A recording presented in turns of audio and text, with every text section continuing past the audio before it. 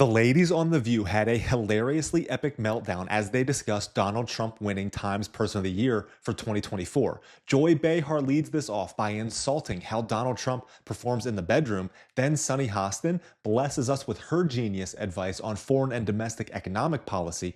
But the last two takes from Ana Navarro and then again from Joy Behar, once and for all, with seriously, and I'm not exaggerating this, one of the most outrageous takes that I've seen on The View. This one may go down as an all-time The View classic. Let's watch.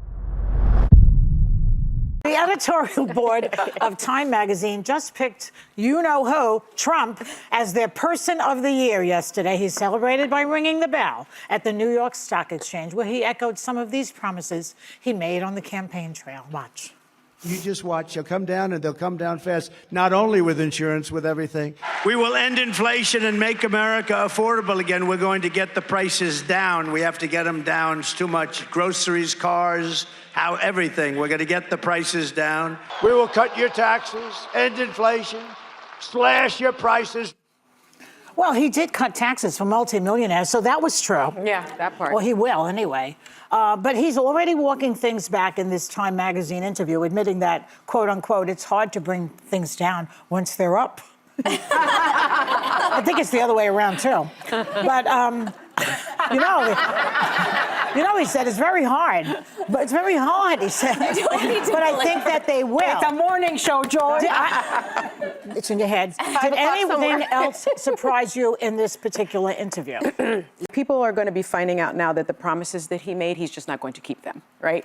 And for people who think that he knows anything about the price of groceries is just ridiculous. Do you really think he goes to the grocery store? Do you think he knows cereal costs about $7 sometimes? Do you think he knows that eggs cost about $3.65? Do you think he knows that milk is up to like $4.14? You know what I know? Because I was just in the grocery store because my kids are coming home and they eat a lot. He doesn't do that kind of thing. So prices are going to go up, not down, because he's talking about these tariffs and the tariffs prices, eggs going up, milk going up, cereal going up. We import a lot of things, corn especially going to go up. Tariffs on Canada. Do you know that Canada gives us, we import so much petroleum from Canada? 20% of our gas comes from Canada, about $117 billion worth. That means our gas prices could go up by 70 cents a gallon. Do you know that we import our cars also from Canada? 27 billion. So this notion of, oh, car prices are going down. No, they're not. He's a liar. In 2 years, they're going to find out, and then it's going to change. Yes. And also, just as, he's it's not always been great people that have been on the cover of Time, right? It's been people like Joseph Stalin and Adolf Hitler and Khrushchev and Khomeini. So he's in that kind of company as well. I don't know what people were thinking when they voted for him. I mean, this one statistic really got to me. He lost, during his term, 200,000 manufacturing jobs. He lost them. Yeah. Joe Biden added more than 775,000 jobs. And people voted for Trump. I think that they have been misinformed, misled by other networks. People get mad at us. They say we're one-sided here.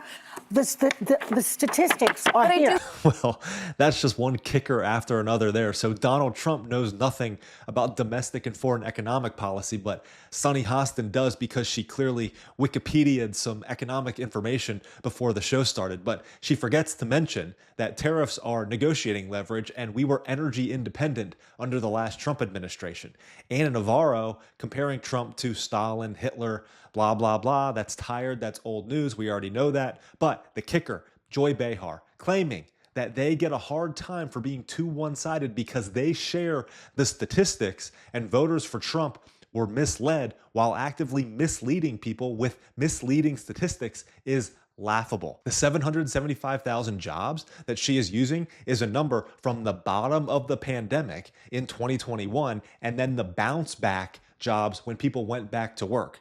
This is either so incredibly dishonest or ignorant. She's also comparing manufacturing jobs to total jobs. But I digress. I don't need to preach to you about whether or not The View is credible. It's just crazy to me that they actually genuinely believe the stuff coming out of their own mouths.